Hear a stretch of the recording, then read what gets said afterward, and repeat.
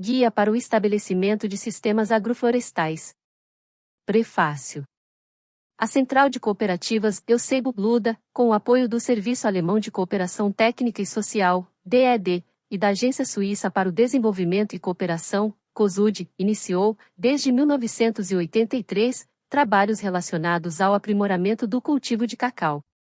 Ao longo dos anos, acumulou-se vasta experiência no controle das principais doenças, como escova de bruja, Crinipellis perniciosa, e a partir de 1987, deu início a um programa de produção de cacau orgânico certificado. No entanto, não foi possível atingir o nível de produtividade das plantações no início da década de 70. Paralelamente, houve um aumento no cultivo de outras plantas, como banana, cítricos, mamão, melancia e outros em toda a região, às custas da destruição cada vez maior das florestas remanescentes. Como resultado, longos períodos de seca hoje causam perdas graves nas colheitas, e a água tornou-se escassa nessas épocas. Dentro da Eusebio e do seu Programa de Assistência Técnica, Social e Pesquisa Agroflorestal Copeagro PUAF, buscou-se responder à crise sentida na produção agrícola por meio de diversas atividades, cujos primeiros resultados são apresentados nesta publicação. A primeira parte busca resgatar algumas experiências do autor durante a realização de workshops com agricultores e técnicos sobre a problemática ecológica na região. O objetivo é facilitar a interpretação e compreensão das consequências trazidas pela atitude dos agricultores, técnicos e profissionais em destruir a base de nossa vida, que é o solo e a água, por meio de uma agricultura do tipo exploradora e destruidora. A segunda parte pretende mostrar possíveis alternativas para uma produção agroflorestal, aproveitando os processos de vida e permitindo viver em harmonia com a natureza. Todo esse capítulo é fruto de seminários e visitas de campo com o Sr. Ernest Goethe em setembro de 1995 e setembro de 1996 às regiões de Alto Bene, Yucum e Rurrenabaque. Ele conseguiu aplicar os princípios da dinâmica da sucessão natural com base em suas observações e experiências de trabalho com povos indígenas na Costa Rica e nos últimos 12 anos como agricultor no Brasil. Todos os exemplos de sistemas de produção apresentados nesta publicação baseiam-se nesses princípios e foram recomendados e discutidos durante as visitas de campo à região. No entanto, esses exemplos não são receitas aplicáveis em qualquer lugar, mas devem ser considerados orientações a serem adaptadas e modificadas de acordo com as características de cada local. Esta publicação visa motivar e incentivar profissionais, técnicos e agricultores a desenvolver alternativas de produção agroflorestal sustentável e adaptada a cada local. Introdução. O ser humano, uma das centenas de milhares de espécies do nosso planeta Terra, extermina a cada dia mais a sua própria base de vida, em vez de participar criativamente nos processos naturais dos diversos ecossistemas do planeta, vivendo em paz e harmonia. A espécie, Homo sapiens, começou há alguns milhares de anos a explorar os depósitos de energia do planeta Terra, primeiro a madeira e, posteriormente, também o carvão, o gás e o petróleo. No entanto, esses depósitos são os excedentes da energia solar recebida, que foram transformados, complexificados, por meio da atividade fotossintética das plantas verdes em complexos de carbono. Hoje em dia, o ser humano explora em poucas gerações o que levou bilhões de anos para se formar e acumular. Ao perder o diálogo com a natureza, o ser humano esgota os recursos naturais dos lugares em que habita. Como resultado, ele migra para outras regiões onde ainda existem recursos a serem explorados ou rouba os recursos de outros lugares do planeta. À medida que os recursos naturais se esgotam em uma região, em um país ou no mundo, aumentam os conflitos sociais pela distribuição do pouco que resta, para uma população que cresce a cada dia. Nas áreas de colonização de Alto Bene, Yucum e Rurrenabaque, imigrantes do altiplano e de centros mineradores, onde, em muitos casos, deixaram terras degradadas ou minas exploradas, começam a explorar as florestas e as terras, destruindo os ecossistemas e, assim, a sua base de sobrevivência. Muitos já sentem o esgotamento da fertilidade do solo, e a água é um recurso cada vez mais escasso. No entanto, poucos entenderam até agora que são eles mesmos os causadores de todos esses problemas. Quais alternativas existem? O que pode ser feito para produzir o suficiente sem destruir os recursos? Primeiro, precisamos despertar nossos sentidos, nossos olhos e ouvidos, para voltar a entender e compreender os processos de vida que a natureza nos ensina. Os exemplos de diferentes sistemas de produção apresentados nesta publicação podem ser um ponto de partida para uma agricultura mais sustentável. A seguir, estão descritas formas de implementação de sistemas agroflorestais a partir de situações típicas e comuns na região. Por meio da instalação de sistemas agroflorestais, pretendemos enriquecer as áreas degradadas, criando sistemas complexos e altamente produtivos que se mantêm por si mesmos, sem a aplicação de agroquímicos. Nota: a exploração indiscriminada da natureza nos traz apenas benefícios passageiros, ao custo de um ecossistema destruído. Parte I. O ecossistema da floresta tropical úmida. Algumas características da floresta alta. O ecossistema da floresta úmida tropical é um dos mais diversos e complexos em sua composição florística e faunística. Dentro de uma região como o Alto Beni, com suas serranias de diferentes altitudes e suas planícies ao longo do rio Beni, já existe uma ampla diversidade em suas florestas. Essas variações são atribuídas a diferenças na altitude acima do nível do mar, regime hídrico, precipitações, exposição geográfica, relevo, tipo de solo e principalmente, nebulosidade. A floresta tropical tem a característica de abrigar um grande número de espécies diferentes por hectare. De acordo com estudos realizados em 3 parcelas de floresta na área, Seidel, R. 1995, existem aproximadamente entre 500 a 570 árvores com um diâmetro à altura do peito, DAP, maior que 10 centímetros. No total, foram registradas 209 espécies diferentes de árvores de 54 famílias botânicas, veja anexo, nas parcelas investigadas. As diferentes árvores dentro de uma floresta primária ocupam diferentes pisos ou estratos, formando, de forma simplificada, um estrato baixo, um estrato médio e um estrato alto. Árvores que se destacam ainda no estrato alto são chamadas de emergentes. As árvores se complementam por sua forma dentro do estrato que ocupam, e muitas formam uma copa típica. Ao estabelecer sistemas agroflorestais, devemos observar as características da vegetação original do local, procurando formar uma floresta estratificada e diversificada que se assemelhe em sua forma a uma floresta natural. As espécies que introduzimos em nosso agroecossistema devem desempenhar a mesma função ecofisiológica que as espécies semelhantes à floresta nativa. Por exemplo, um abacateiro, Persea americana, pode complementar as espécies da família das lauráceas nativas, ou podemos enriquecer nosso sistema com mangostão, Garcinia mangostana, que pertence à mesma família do axaxairu, rede SPP, nativo em algumas de nossas florestas. Outras espécies, como o cacau, Theobroma cação, também não estão presentes em todas as florestas nativas da região, mas são aceitas pelo ecossistema e se adaptam perfeitamente quando encontram condições semelhantes ao seu local de origem. A maior diversidade do nosso agroecossistema nos garante fertilidade do solo e saúde de todas as espécies que desejamos cultivar. Nossa meta deveria ser a convivência em harmonia com o ecossistema, agindo com respeito ao que a Pachamama nos legou como herança também para as gerações futuras.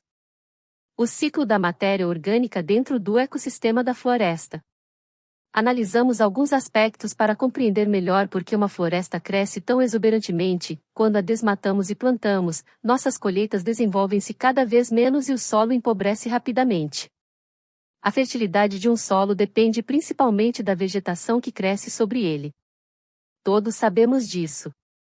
Quando uma área que desmatamos não produz mais, deixamos ela em pousio por vários anos. Durante esse período, diversas espécies de plantas crescem, e quanto mais tempo fica em pousio, melhor ela recupera a fertilidade do solo. Ao implementar práticas técnicas, muitas vezes destruímos o ecossistema sem pensar, queimamos a matéria orgânica, realizamos capinas com enxada e pá, deixando apenas algumas poucas espécies crescerem, em vez de copiarmos os princípios da natureza. Vamos analisar o que acontece com a matéria orgânica e os nutrientes em uma floresta? 1. Em uma floresta, há uma contínua queda de folhas, galhos etc. 2. Essa matéria orgânica permanece no solo. 3. Insetos, formigas e minhocas começam a decompor essa matéria orgânica e misturam-na com a parte mineral do solo, criando condições melhores para a atividade de fungos e bactérias. 4. Inicia-se gradualmente um processo de decomposição da matéria orgânica por meio de fungos e bactérias, criando condições favoráveis para a microfauna e microflora do solo. 5. Com a atividade dos animais do solo, a terra é afrouxada, facilitando a penetração das raízes e a infiltração de água e ar. 6. À medida que a matéria orgânica se decompõe, os nutrientes tornam-se novamente disponíveis para as plantas. 7. O solo vegetal funciona como um filtro de nutrientes, impedindo que a água das chuvas os leve para riachos e rios. Por meio de uma pequena demonstração, é possível ilustrar esse processo. Realizamos um pequeno experimento para mostrar a função de filtro de nutrientes do solo vegetal. 1. Enchemos um frasco de plástico cuja base foi cortada com terra vegetal. 2. Colocamos o frasco com a boca para baixo, cobrindo com arame milimétrico, sobre outro frasco. 3. Preparamos em um jarro água tingida com azul de metileno. 4. Fazemos a água tingida passar pela terra vegetal e coletamos a água drenada no frasco base. 5. A água com solo pobre sai com uma cor azul suja, enquanto a água que passa pela terra vegetal sai com uma cor marrom clara. O azul de metileno que colore a água representa, neste experimento, os nutrientes diluídos na água. A terra vegetal absorve os nutrientes e deixa passar água descolorida, enquanto o solo pobre não tem a capacidade de reter nutrientes diluídos na água. Algo semelhante ocorre com os nutrientes do solo. A matéria orgânica, junto com os fungos e bactérias, forma uma espécie de rede densa, um filtro que não permite a perda, lixiviação, de nutrientes pela água da chuva.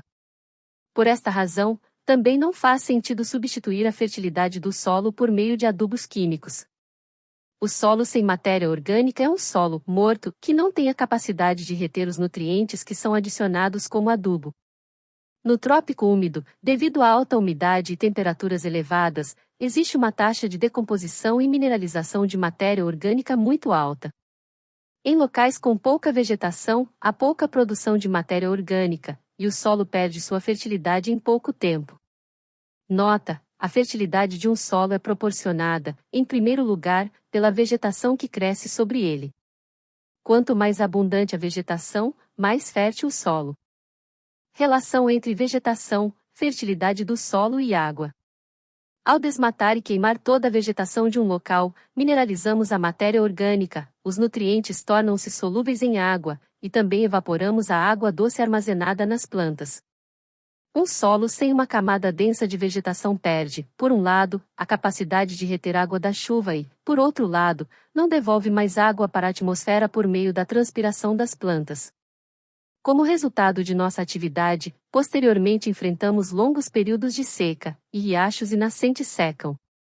A importância da matéria orgânica no solo para o armazenamento de água pode ser ilustrada pelo seguinte experimento realizado com técnicos de Eusebio. Realizamos um pequeno experimento para demonstrar algumas características importantes entre solo vegetal e solo pobre. Solo fértil. A água filtra rapidamente. A água sai limpa. Muita água é absorvida pelo solo. Solo pobre. A água fica estagnada. A água sai turva. Enchemos um frasco de plástico, cuja base foi cortada, com solo vegetal, e outro frasco com solo pobre que os participantes coletaram de um local sem vegetação.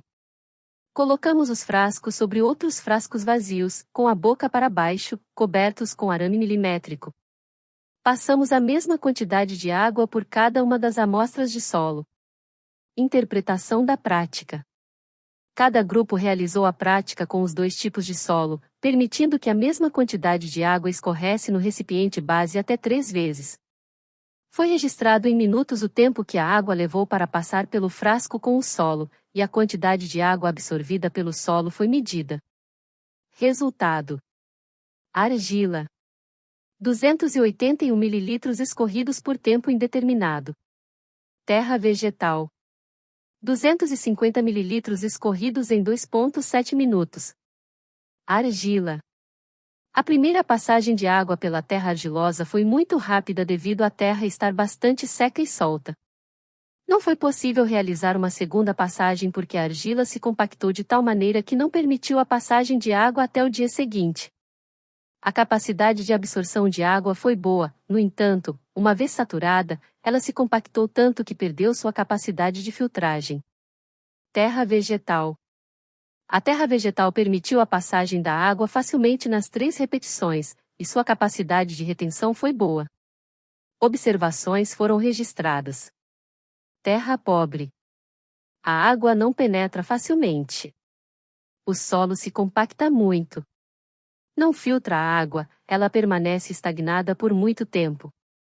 Após muito tempo, filtra um pouco de água bastante turva. Terra fértil. A água escorre rapidamente no início. Uma vez que o solo se assenta, o escoamento torna-se mais lento.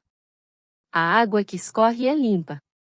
Aproximadamente metade da água que é despejada é retida no solo. A terra fértil, vegetal, tem uma grande capacidade de absorção de água. Além disso, permite que o excesso de água escorra lentamente para baixo, de modo que o solo amarelo ou vermelho, pouco fértil, também possa absorver essa água lentamente. Sem essa camada de terra fértil, o solo se torna compacto e perde grande parte de sua capacidade de reter a água da chuva. O ciclo da água. De toda a chuva, 25% permanece na superfície das folhas, onde é perdido por evaporação, 50% é absorvido pelas plantas e devolvido à atmosfera através da transpiração, e apenas 25% de toda a água é perdido por escoamento através de riachos e águas subterrâneas. O que acontece com a água em uma floresta quando chove? 1. As gotas de chuva caem primeiro sobre as árvores grandes. 2. Em seguida, escorrem pelo telhado das folhas para baixo, onde caem sobre outras plantas menores. 3. Até que a água atinja o solo, uma boa parte permanece aderida nas próprias folhas. 4. Apenas uma parte de toda a água chega ao solo. 5. No solo, ela primeiro atinge as folhas caídas. 6. De lá, penetra na camada superficial do solo. 7. A terra vegetal absorve uma boa quantidade dessa água. 8. Uma pequena parte finalmente penetra até o subsolo. 9. O solo armazena bem a água e a libera lentamente, alimentando riachos e rios por um longo tempo. 10. Em uma floresta, quase não se observa a água escorrendo pela superfície do solo. 11. As árvores, com seu sistema radicular, bombeiam a água subterrânea na forma de vapor, umedecendo assim a atmosfera. 12. Esse vapor se transforma em nuvens, que por sua vez caem novamente como chuva ou, na estação seca, como orvalho noturno. Quando a área da floresta é suficientemente grande, pode haver chuvas pela manhã. Consequências do desmatamento no ciclo da água e dos nutrientes. Quando ocorre o desmatamento seguido de queimadas, o solo fica completamente desprotegido. A seguir, analisa-se o que acontece com a água quando ela atinge um solo desprotegido após o desmatamento e as queimadas. 1. As gotas de chuva caem com toda sua força no solo, pois não há mais o teto protetor formado pelas árvores. 2. Não há mais água retida dentro das árvores, e toda a quantidade de água atinge o solo. 3. Devido à queima em grande parte da camada vegetal, o solo amarelo ou vermelho fica exposto à chuva. 4. Como pode ser demonstrado pelo pequeno experimento anterior, o solo argiloso do subsolo, horizonte B, não tem a capacidade de permitir a rápida filtragem de toda essa quantidade de água. 5. A força das gotas de chuva compacta ainda mais a superfície do solo. 6. Assim, a água se acumula na superfície e começa a escoar superficialmente. 7. Formam-se ravinas, e há uma grande erosão da pouca terra fértil que restou após as queimadas. 8. Os riachos aumentam rapidamente. 9. Quando não há mais chuvas, os riachos e córregos também secam rapidamente, pois o solo perdeu a capacidade de reter água. Nota: 100% da água da chuva atinge o solo e escoa pela superfície em áreas desmatadas. Água e nutrientes após o desmatamento e queimadas. Escoamento superficial. Erosão da terra fértil. Perda de nutrientes. Toda a água da chuva atinge o solo. Não há mais vegetação para deter e absorver a água. O solo está desprotegido. A chuva cai com toda a força no solo e o compacta. O solo não consegue absorver tanta água em pouco tempo. A água se acumula e escorre superficialmente. A água arrasta e lava o solo, juntamente com as cinzas. Os riachos aumentam rapidamente e transbordam. Muita matéria orgânica é queimada. Nutrientes são perdidos. Não há mais produção de folhas caídas. O filtro de nutrientes não funciona mais, pois as raízes e os fungos micorrízicos morrem. A chuva lava os nutrientes em direção aos riachos. E o que acontece com os nutrientes? 1. Todos os nutrientes estão na forma de cinzas no solo. 2. Devido a essas cinzas serem muito leves, a água que cai com toda a força arrasta esses nutrientes valiosos. 3. Como não há mais árvores, também não há mais produção de folhas caídas. Assim, o solo empobrece, e as colheitas não crescem mais adequadamente. Efeitos das queimadas no clima. O bosque absorve 88% da radiação solar recebida, radiação curta, e, assim, forma a superfície natural mais escura em nosso planeta. Quando a floresta é convertida em cultivos ou pastagens, a capacidade de absorção da radiação solar diminui. Com a redução da cobertura vegetal, aumenta a insolação direta, elevando a temperatura durante o dia. Com o aumento da temperatura, ocorre maior evaporação e perda de água da superfície do solo. Os extremos de temperaturas máximas diurnas e temperaturas mínimas noturnas aumentam. Também aumentam os ventos fortes devido à ausência de barreiras naturais, como as florestas, e aos extremos de temperatura em pequenas áreas. Durante um curso com técnicos da Eusebo, foram feitas as seguintes observações.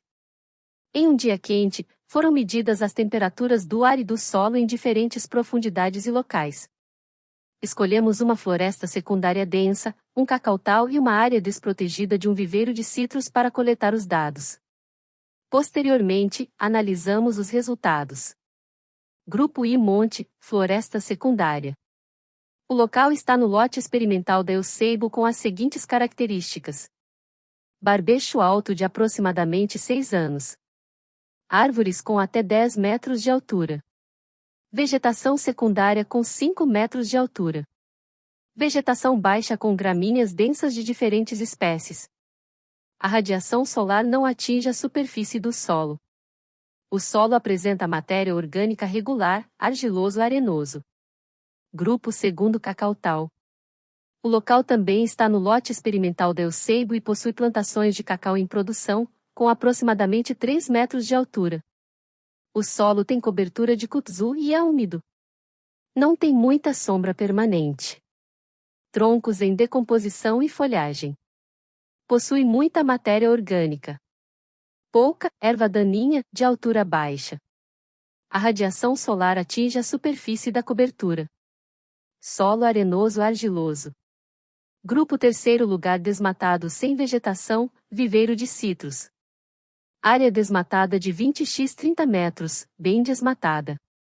Possui mudas de tangerina Cleópatra para enxertar. Nas bordas, possui uma plantação de cacau e um novo viveiro de cacau. O solo tem pouca matéria orgânica. Solo arenoso-argiloso. Como observado, nos locais desmatados houve uma maior variação entre as temperaturas máximas diárias do ar e as mínimas noturnas. A vegetação amortece as temperaturas elevadas durante o dia, mantendo o ambiente mais fresco. Efeito da vegetação na temperatura do ar. Em locais com vegetação densa, praticamente não se observava variação nas temperaturas do solo, enquanto no viveiro de citros, as temperaturas chegavam a 39 graus Celsius durante o dia, e a 15 centímetros de profundidade ainda eram registradas temperaturas de 32 graus Celsius. Sob essas condições, as plantas sofrem muito e rapidamente murcham devido à exaustão da água no solo. Para demonstrar o consumo de água de uma planta, realizamos outra pequena demonstração. Medimos, usando uma pipeta de 1 ml, o consumo de água de um galho de maracujá e registramos o tempo que levava para consumir 0,1 ml de água. Interpretação. Iniciamos a prática pela manhã, quando ainda não havia sol e a umidade relativa do ar estava muito alta. O consumo de água foi, portanto, baixo nas primeiras horas. Quando o sol apareceu, o consumo de água acelerou, ocorrendo um consumo de 0,1 ml de água em 10 a 12 minutos. As plantas são compostas principalmente por água. A água proporciona estabilidade às plantas, uma planta murcha se dobra, e permite que absorvam os nutrientes. As plantas absorvem seus nutrientes na forma líquida. Uma planta que sofre com a escassez de água passa fome porque não pode mais absorver nutrientes. Elas também precisam de água para resfriar suas superfícies em dias quentes. As plantas transpiram, assim como nós. A água que transpira de suas folhas reduz a temperatura das mesmas. Uma vegetação densa, como em uma floresta, refresca o ambiente, e não sentimos tanto calor quanto em locais sem vegetação. Nota: 83% da água doce do planeta Terra está organizada dentro de sistemas vivos. Efeitos da cobertura do solo na erosão. Realizamos outra pequena demonstração para mostrar o efeito da cobertura do solo na erosão e na capacidade de retenção de água. Prática com caixa de erosão. Na caixa de erosão, foto à esquerda, um lado foi preparado com vegetação, representando uma floresta, enquanto o outro lado ficou sem cobertura, representando uma área desmatada. Cada lado foi regado com a mesma quantidade de água usando um regador. A água que escoou foi coletada em um balde, separadamente para cada lado.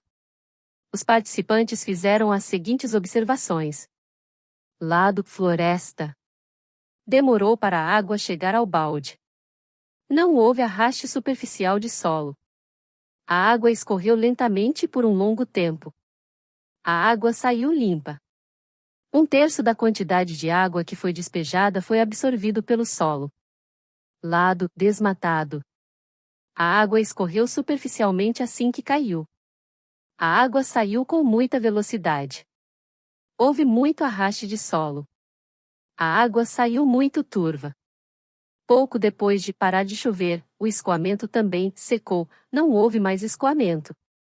No balde, recebemos quase a mesma quantidade de água que despejamos. Encontramos no balde muita lama. Área desmatada. A água escorre muito rapidamente. A água escorre pela superfície. A água arrasta muito o solo. A água sai turva e com muita sedimentação. Há muita erosão e formação de ravinas.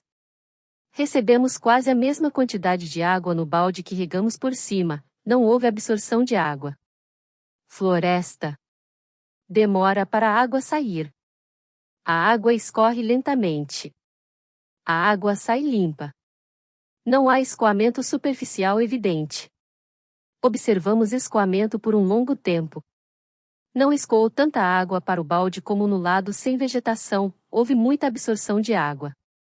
Podemos observar que a vegetação influencia significativamente na erosão do solo e também na capacidade de reter e manter a umidade. Uma perda de solo de 100 ta por erosão significa aproximadamente uma camada de terra com 1 centímetro de espessura. Compreender a função da floresta no trópico úmido e as consequências de converter a floresta em monoculturas e pastagens deveria nos preocupar e motivar a buscar alternativas na produção agrícola. Cada ser vivo, cada planta e cada animal tem sua função e são determinados pelo que os antecedeu e determinam, predestinam o que seguirá. Esse fenômeno é chamado de sucessão natural das espécies, e God. Nota: nós não somos donos da terra. Somos apenas inquilinos e devemos devolvê-la às futuras gerações no melhor estado possível, assim como a recebemos.